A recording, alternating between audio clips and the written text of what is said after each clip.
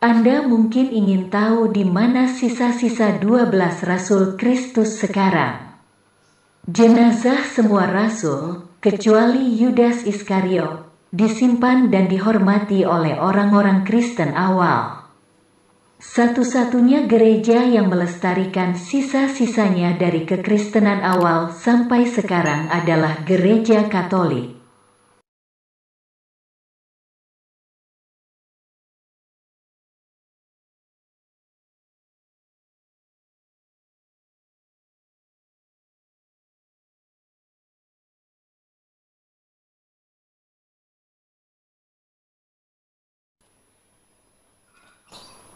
Di mana 12 rasul sekarang?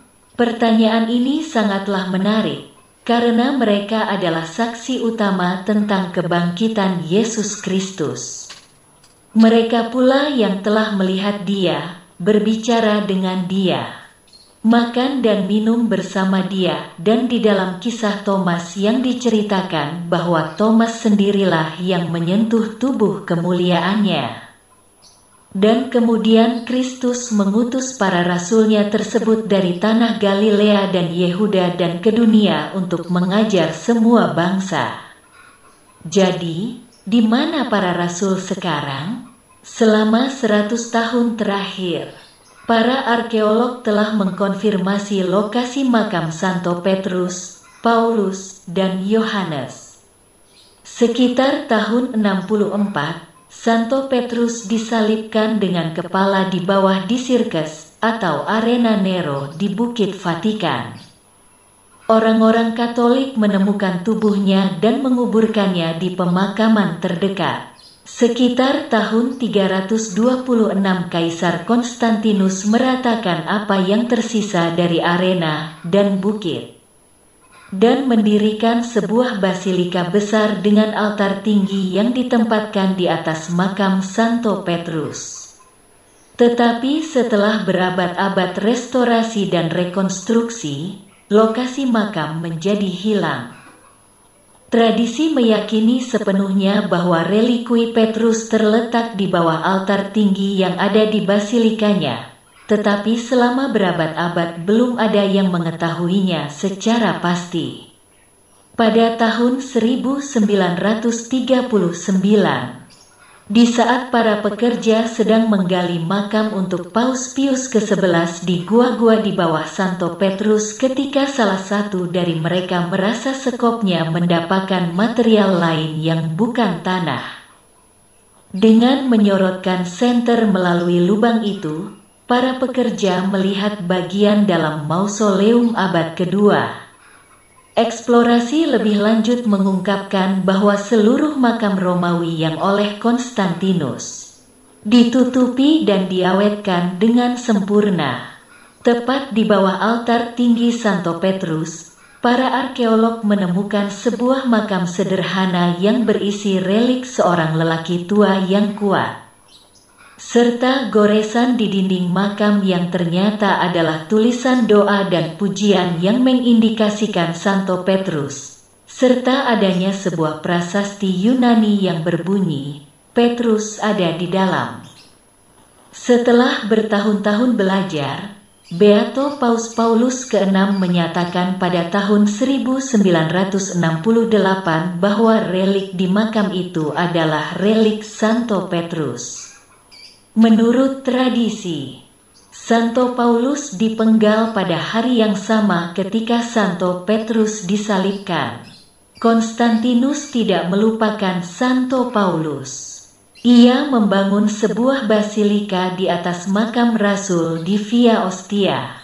Pada tahun 2009, Paus Benediktus ke-16 mengumumkan bahwa setelah beberapa tahun penelitian, para arkeolog Vatikan merasa yakin bahwa sisa-sisa yang diabadikan dalam sarkofagus di bawah altar tinggi Basilika Santo Paulus di luar tembok Roma memang merupakan peninggalan Santo Paulus. Dalam kutipannya, Paus mengatakan, Fragmen kecil tulang adalah penanggalan karbon oleh para ahli yang tidak tahu apa-apa tentang asalnya, dan hasil menunjukkan bahwa mereka berasal dari seseorang yang hidup antara abad pertama dan kedua.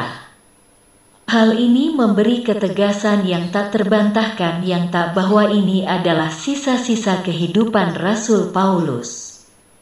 Tradisi kuno memberitahu kita bahwa Santo Yohanes Penginjil meninggal di Efesus di tempat yang sekarang disebut Turki sekitar tahun 100. Pada abad keempat, setelah Konstantinus mengakhiri penganiayaan terhadap gereja, orang-orang Katolik Efesus membangun sebuah kapel di atas makam Rasul. Pada abad kelima, Kaisar Justinian menggantikan kapel dengan Basilika Agung. Setelah daerah itu ditaklukkan oleh Turki, Basilika diubah menjadi masjid, yang pada gilirannya dihancurkan oleh Tamerlane pada tahun 1402. Pada 1920-an, tim arkeologi dari Yunani dan Austria menggali sisa-sisa basilika dan di dalamnya ditemukan makam Santo Yohanes. Makam itu kosong dan tidak ada yang tahu apa yang terjadi dengan tubuh Yohanes, Andreas dan kedua Yakobus. Santo Andreas, orang pertama yang dipanggil Kristus untuk menjadi salah satu rasulnya, adalah saudara laki-laki Santo Petrus. Andreas dan Petrus, bersama dengan teman mereka, saudara laki-laki Yakobus dan Yohanes, adalah teman nelayan yang menjala ikan di Laut Galilea. Dikatakan bahwa setelah kenaikan Kristus ke surga, Andreas membawa Injil ke negeri yang sekarang menjadi Rusia dan Ukraina.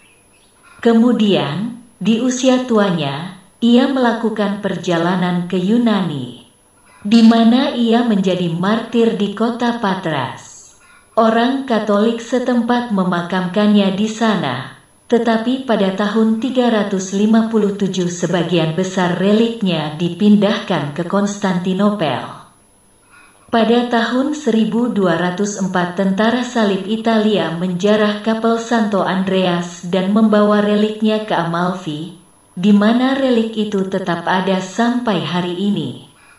Pada tahun 1964, Paus Paulus ke-6 mengembalikan beberapa relik Santo Andreas ke gereja Ortodoks Yunani, dan mereka diabadikan sekali lagi di basilika yang dibangun di atas apa yang diyakini sebagai makam asli sang rasul. Pada tahun 44 Santo Yakobus, saudara Santo Yohanes, menjadi martir di Yerusalem, para rasul pertama yang memberikan hidupnya untuk iman Katolik. Menurut tradisi, tubuhnya dibawa ke Spanyol Utara.